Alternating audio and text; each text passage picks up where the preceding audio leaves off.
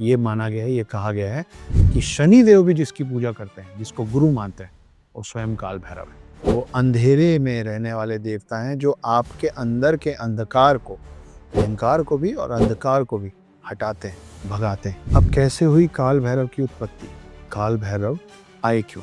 सोचिए कि जब दो अहंकारी लोग आपस में टकराते हैं तो क्या होता है? सिर्फ विध्वंस होता है, सिर्फ नुकसान होता है। जब ब्रह्मा जी को इस बात का घमंड हो गया था, अहंकार हो गया था कि पूरी सृष्टि मैंने बनाई है और सृष्टि के साथ सारे देवी देवताओं के साथ विष्णु जी और शिव जी को भी मैंने ही बनाया है। उस समय ब्रह्मा जी के 5 सर होते थे। आज जिस ब्रह्मा जी को हम जानते हैं या जिनको हम तस्वीरों में देखते हैं, उनके 4 सर हैं, तो 5वां कहाँ गया? काल भैरव और काशी का क्या कनेक्शन है? काल भैरव सारे 51 के 51 शक्तिपीठों से भी जुड़े हुए हैं, काशी से भी जुड़े हुए हैं, उज्जैन से भी जुड़े हुए हैं। अब मैं आपसे बार बार कह रहा हूँ कि काल भैरव जो हैं वो कोतवाल हैं, क्षेत्रपाल हैं, रक्षक हैं, तो उनकी पूजा करना क्यों जरूरी है?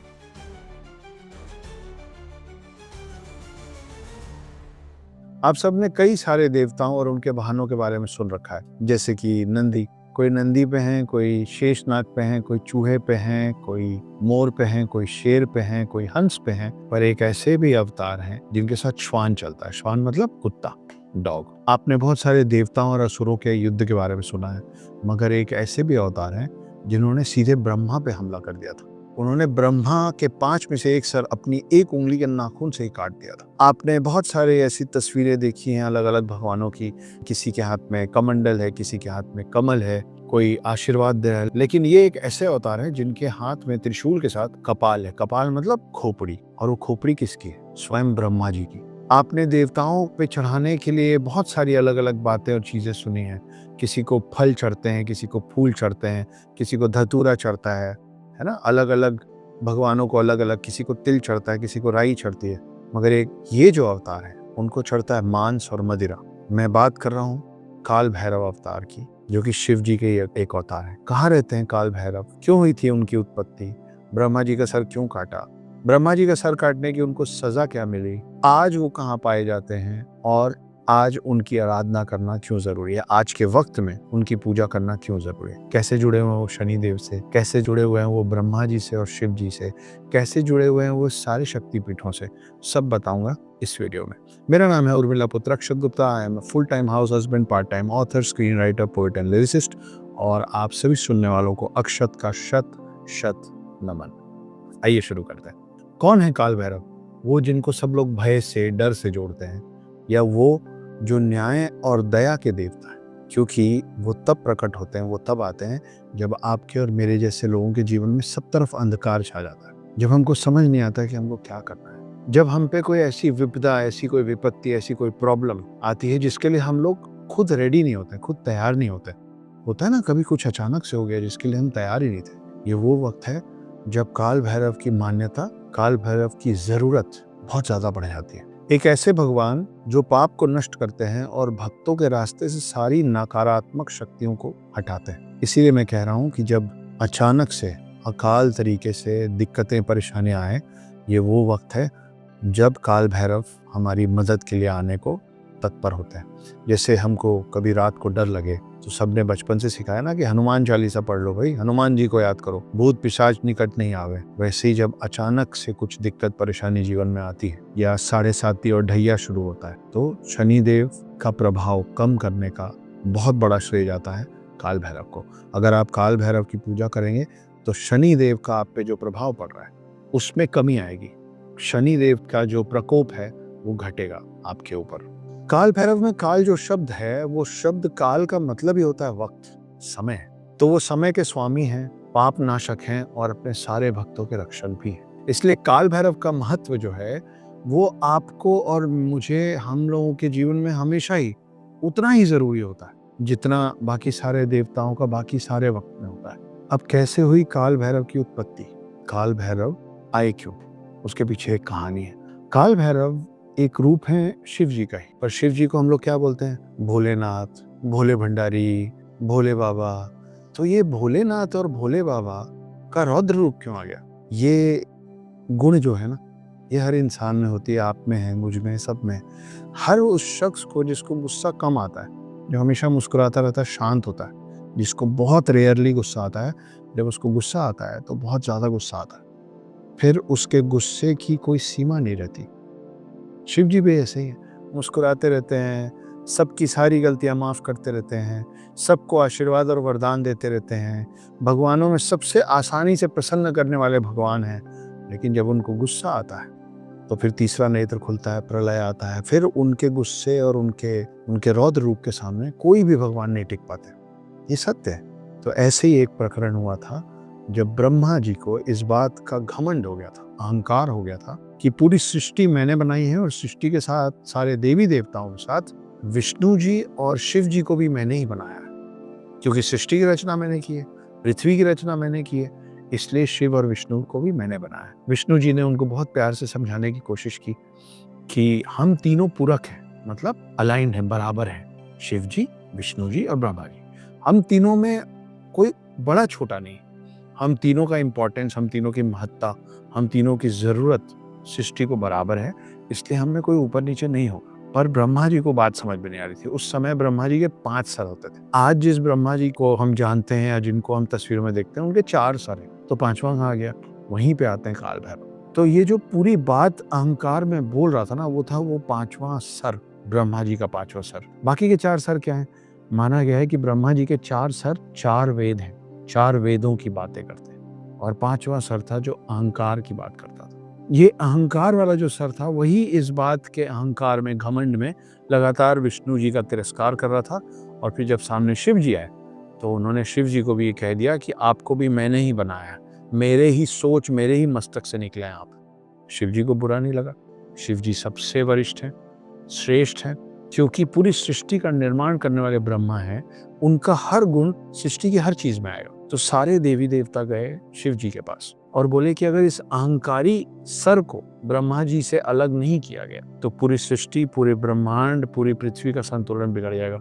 हर चीज में जिसका होना जरूरी है इस पृथ्वी के संचालन के लिए, उन सब में अहंकार बढ़ता चला जाएगा। सोचिए कि अगर वायु देवता को इस बात का अहंकार हो जाए, हवा नहीं चलेगी तो पृथ्वी खत्म हो जाएगी, या जल देवता को या अग्नि देवता को या सूर्य देवता को इस बात का घमंड हो जाए कि मैं हूं इसलिए पृथ्वी है, तो जब सोचिए कि जब 2 अहंकारी लोग आपस में टकराते हैं तो क्या होता है? सिर्फ विध्वंस होता है, सिर्फ नुकसान होता है। तो किसी भी चीज में अहंकार ना आए, इसके लिए जरूरी हो गया कि ब्रह्मा जी का ये 5वां सर हटा दिया जाए। अब ब्रह्मा जी का 5वां सर हटाने के लिए जब सारे देवी देवता शिव जी के पास पहुंचे तो शिव जी से एक तेज ऊर्जा निकली, जिससे ये रौद्र रूप काल भैरव निकला।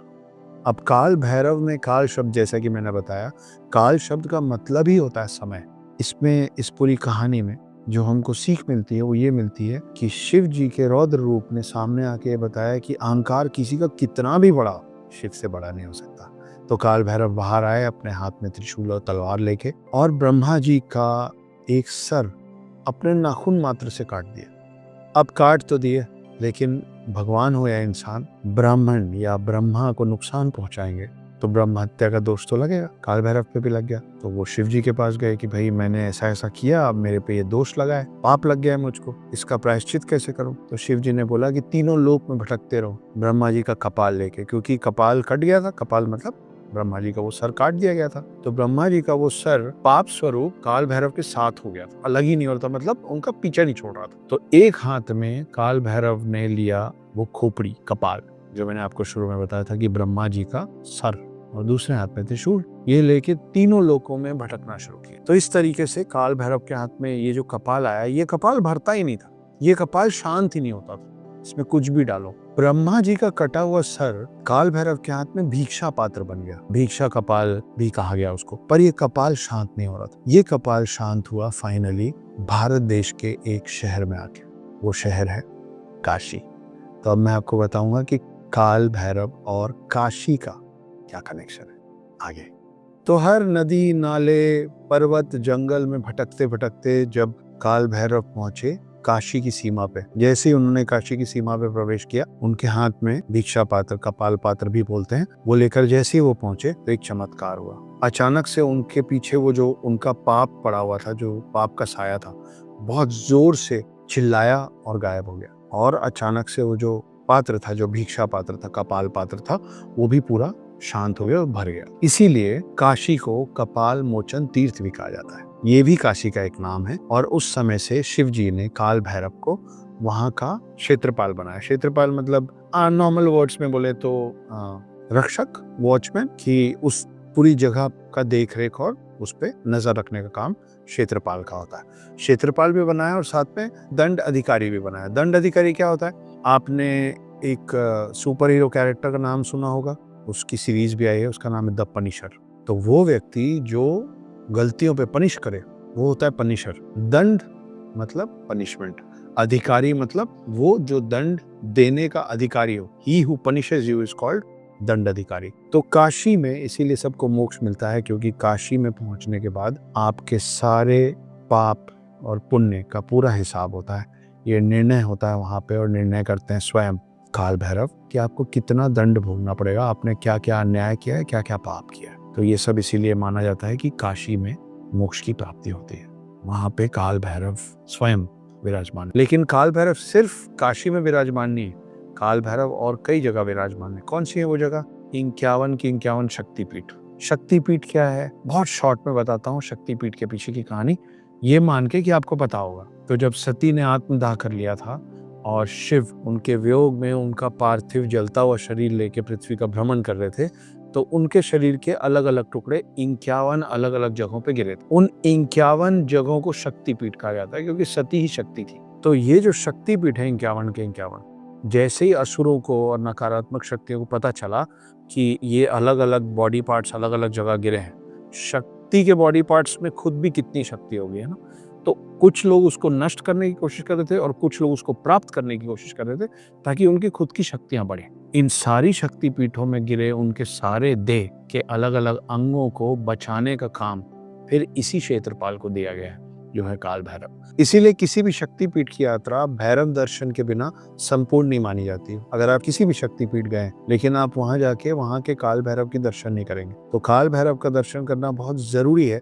अगर आप शक्तिपीठ का दर्शन करने जा रहे हैं तभी उसको संपूर्ण कंप्लीट माना जाएगा। और शक्तिपीठ के बाद काल भैरव के इन मंदिरों के दर्शन करने से आपके ऊपर से नजर दोष हटता है। अगर आपको किसी ने नजर लगा दी है ताकि आपकी उन्नति में रोड़े अटके या आपका जो सक्सेस का स्पीड है वो कम हो जाए, ऐसा कुछ भी होता है, तो काल भैरव की पूजा शक्तिपीठ वाली जगहों पे जाके करने में ये सब चीजों से, काल दोष जिसको बेसिकली बोलते हैं, उससे काल भैरव बचाते हैं आपको। काल भैरव शब्द सुन के ना आपको कुछ और ध्यान आए नहीं आए, उज्जैन जरूर याद आएगा। महाकालेश्वर, उज्जैन, तो यहाँ से भी काल भैरव जुड़े हुए हैं। कैसे जुड़े हुए हैं? वहाँ के भी जो कोतवाल हैं, वहाँ के भी जो रक्षक हैं, वो फिर काल भैरव ही है। तो काल भैरव सारे 51 के 51 शक्तिपीठों से भी जुड़े हुए हैं, काशी से भी जुड़े हुए हैं, उज्जैन से भी जुड़े हुए हैं और शनि से भी जुड़े हुए हैं। शनि से कैसे जुड़े हुए हैं उस कहानी पे मैं अभी आऊँगा, लेकिन उसके पहले मैं आपको और भी बहुत सारी इंटरेस्टिंग बातें बताने वाला हूँ, जैसे कि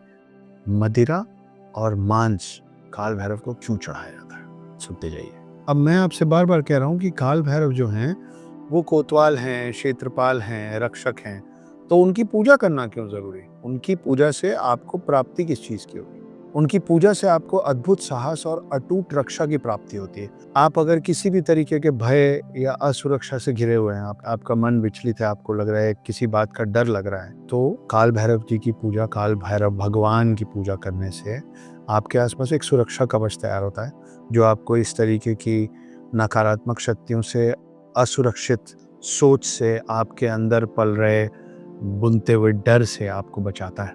आपका डर, आपका भय, आपकी असुरक्षा कम करता है।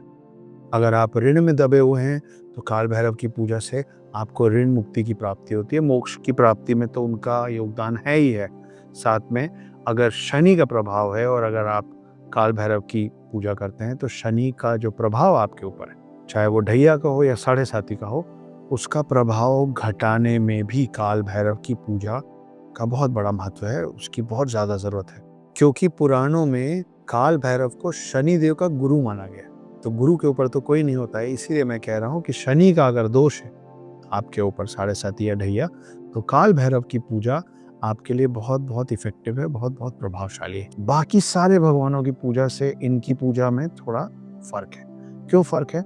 क्योंकि बाकियों में शाकाहारी चीजें चढ़ती हैं, फल चढ़ता है, फूल चढ़ता है, मिठाई चढ़ती है। काल भैरव को चढ़ता है मदिरा और मांस। अजीब सी बात है ना।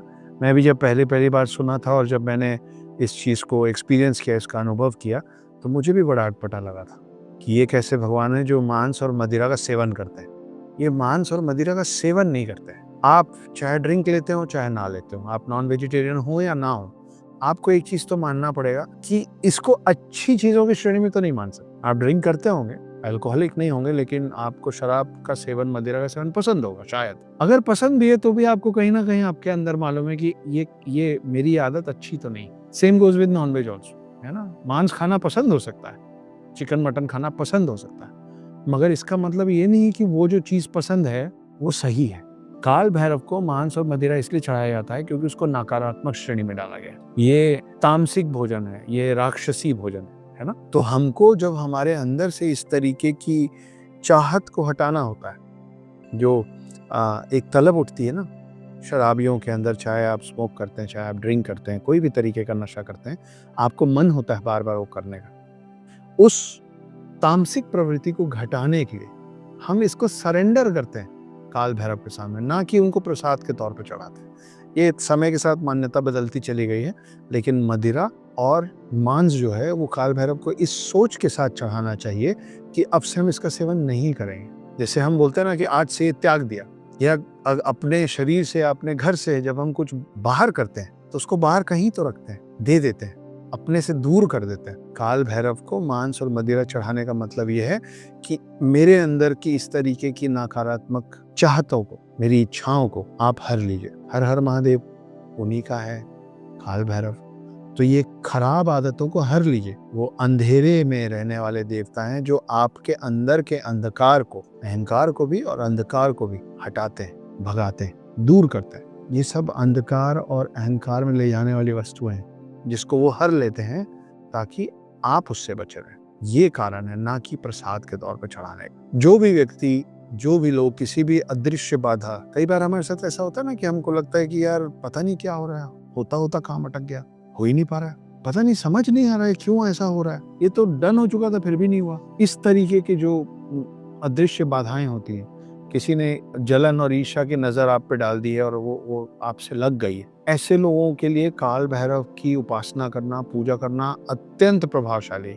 इट्स वेरी वेरी सिग्निफिकेंट, और इसका बहुत ज्यादा इम्पैक्ट पड़ता है पॉजिटिवली अगर आप काल भैरव की पूजा करते हैं। वैसे तो आपको काल भैरव की पूजा निरंतर रेगुलर करनी चाहिए जैसे हम बाकी सारे भगवानों की करते हैं, लेकिन काल भैरव की स्पेशली आपको विशेष तौर पे आपको पूजा करना चाहिए कालाष्टमी पे या काल भैरव जयंती पे, जो बहुत जल्दी आने वाला है। उनकी आराधना से भय, नकारात्मकता और जितनी कानूनी उलझने होती है ना, लॉ से रिलेटेड प्रॉब्लम्स, ये सब कम होती हैं, सब खत्म होती है। काल भैरव के नाम में काल है, ये समय के देवता भी कहलाते हैं, ये वक्त के समय के देवता हैं, जिनका काम ये है कि अगर आप उनकी आराधना करेंगे, उनकी उपासना करेंगे, तो वो आपके बुरे वक्त को टाल के आपको सही निर्णय लेने की दिशा में डालेंगे। मतलब आपका डिसीजन मेकिंग क्लाउडेड नहीं होगा, आपका डिसीजन सही रहेगा अगर आप काल भैरव की निरंतर पूजा करेंगे, खास तौर पे कालाष्टमी और काल भैरव जयंती के दिन करेंगे तो, है ना। ये स्पेशल डेज हैं, जैसे हर भगवानों के अलग अलग दिन होते हैं, महाशिवरात्रि होती है, बाकी सारे आपको पता है, मैं बार बार एग्जाम्पल क्या दूं, लेकिन ये इसके बारे में शायद कम पता होगा कि कालाष्टमी भी कोई चीज़ है, काल भैरव जयंती भी कोई चीज़ है। उस पर अगर आप पूजा करेंगे तो उसका खास प्रभाव पड़ता है कि आप पे इस तरीके की जितनी भी नकारात्मक प्रभाव होंगे, कानूनी उलझने जो सालों से चल रही होगी, ये जल्दी निपटने के बहुत ज़्यादा आसार बढ़ जाते हैं। उनको प्रसन्न करने के बहुत सारे और भी उपाय हैं, लेकिन सबसे आसान उपाय है श्वान को, डॉग्स को, कुत्तों को भोजन कराना। आप कुत्तों को भोजन कराएं, ये माना गया है कि काल भैरव इस बात से बहुत प्रसन्न होते हैं। तो डॉग लवर्स के लिए बहुत खास बात है कि अगर आप डॉग लवर हैं, अगर नहीं भी तो कुत्तों के प्रति अपना प्रेम बनाएं, उनको नुकसान ना पहुंचाएं और उनको भोजन कराएं, खास करके इन दिनों पे जिसका मैं जिक्र कर रहा हूँ, जो मैं मेंशन कर रहा हूँ। इससे काल भैरव जल्दी प्रसन्न होते हैं। जैसे हम गाय बैलों का ख्याल रखते हैं तो शिव प्रसन्न होते हैं, हम चूहे को नहीं मारते हैं तो गणेश जी खुश हो जाते हैं, है ना। इसी तरीके से कुत्ते का ख्याल रखने में, डॉग्स को फीड करने में, फीड का मतलब बचा कुचा नहीं, अच्छा गुड फीड, तो काल भैरव को प्रसन्नता होती है, वो आपकी बात जल्दी सुनते हैं, ऐसी मान्यता है। तो जैसा कि मैंने आपको बताया कि काल भैरव की पूजा अर्चना के लिए आप जा सकते हैं काशी और आप जा सकते हैं उज्जैन।